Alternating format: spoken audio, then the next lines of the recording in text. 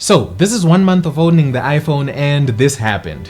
You can't see them, but there are 2 dents on the deck of my laptop, a metal laptop. The phone seems fine, as you can see, but a moment of silence for the tempered glass that had to break the fall.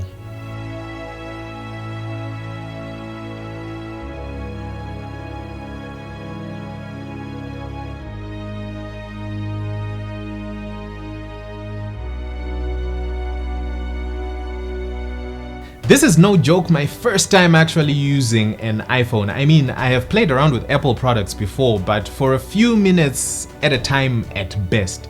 The XS Max is me taking a bit of a dive into iOS, and yeah, it definitely has a learning curve. Stuff like gestures is similar to Android, but not the same. Like swiping from the left or right edges to go back. On the iPhone, you can only swipe from the left edge to go back, but it only works in some scenarios and not all of them. The right edge does not work for navigation. Interaction with the UI is another. In WhatsApp, I was failing to mute a bunch of groups at once. Maybe I'm just a complete tool and could not find that feature, but yes, I muted 35 groups one by one. Some of the more common apps look different as well, Facebook and WhatsApp in particular. The button arrangement and placement on Android version of these apps is different from the iOS version of the same apps. So since sometimes I work on muscle memory, I had a couple of moments where I pressed stuff I did not want to press.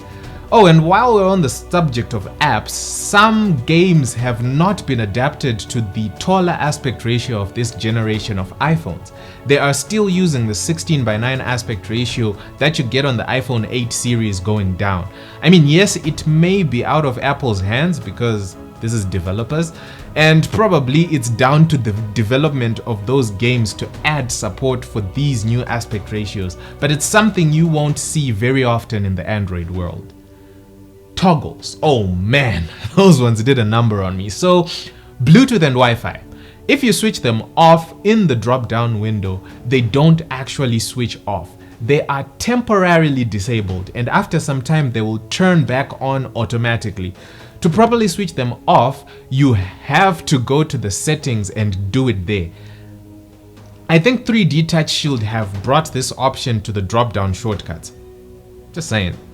I also found it weird that comprehensive camera settings are actually not in the camera app but in the device settings. I found that a bit odd and pretty inconvenient. So I am big on video and even more on photography, and I felt the lack of a pro mode or a manual mode in the iPhone's camera. Some of the videos I film on Texim I actually film using my Huawei P30 Pro.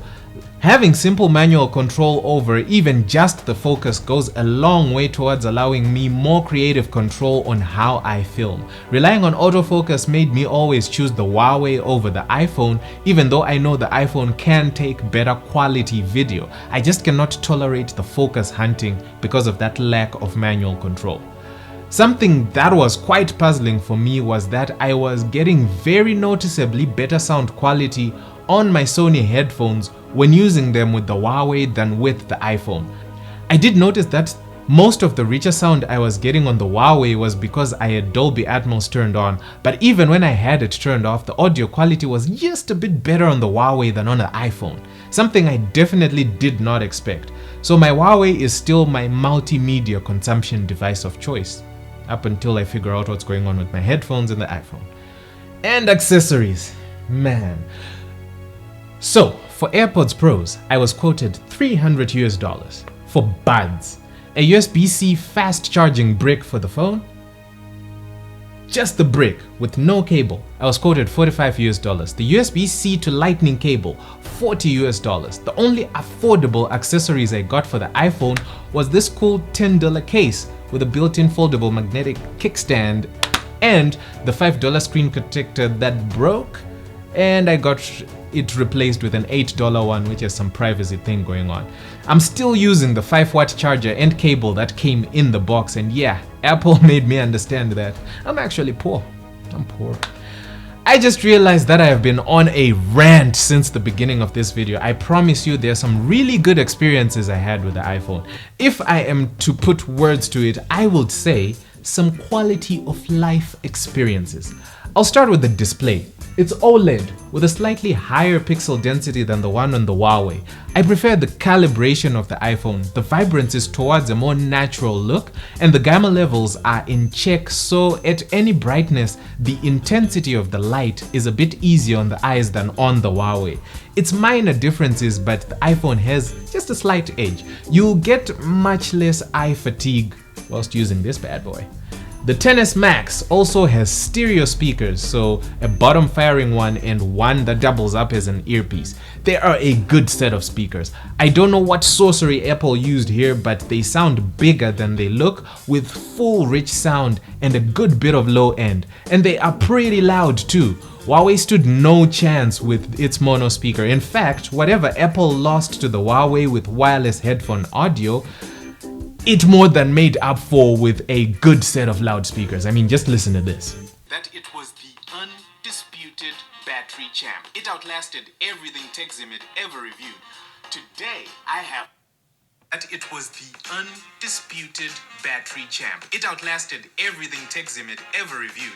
Today, I have haptics. The Huawei has a pretty decent vibration motor, but man, Apple is just in a league of its own. Yes, I am about to get at length into the intricacies of the iPhone's Taptic engine or vibration motor because it feeds a lot into the quality of life experience that Apple has. The vibrations are very tight and precise. Precise in terms of distinct pulses, but also, more importantly, precise in terms of being perfectly in sync with whatever process is triggering those vibrations. Whenever Face ID recognizing your face, there is a satisfying quick vibration. When playing around with 3D Touch, it actually feels like you're pressing a physical button on the screen, the way that the vibration kicks in.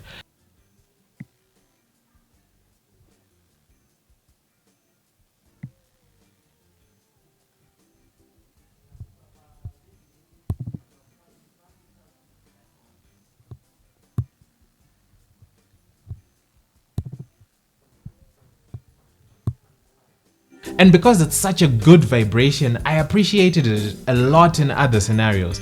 I was increasing screen brightness in Netflix, and as soon as the slider hit the maximum brightness, there was a gentle tap to inform me that the slider ends here.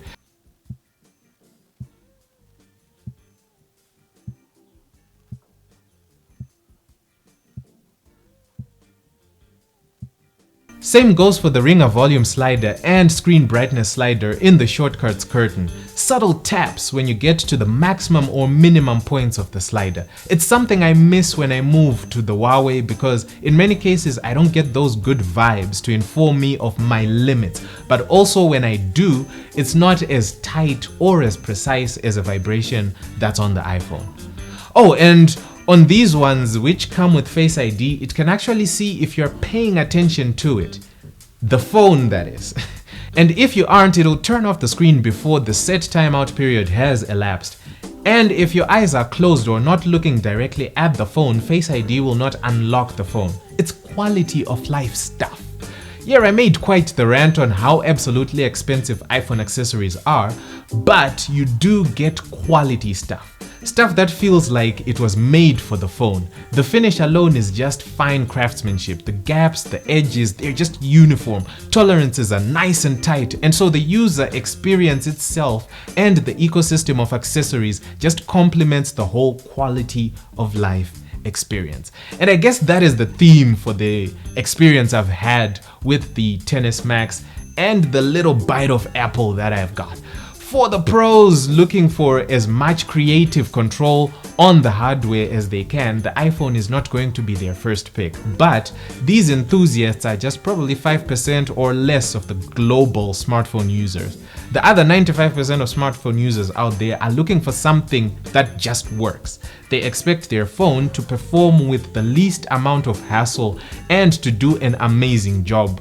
Specs, manual controls, bags of customization options, they want none of that. They want quality of life. And quality of life looks like Apple's specialty. Catch you again next time.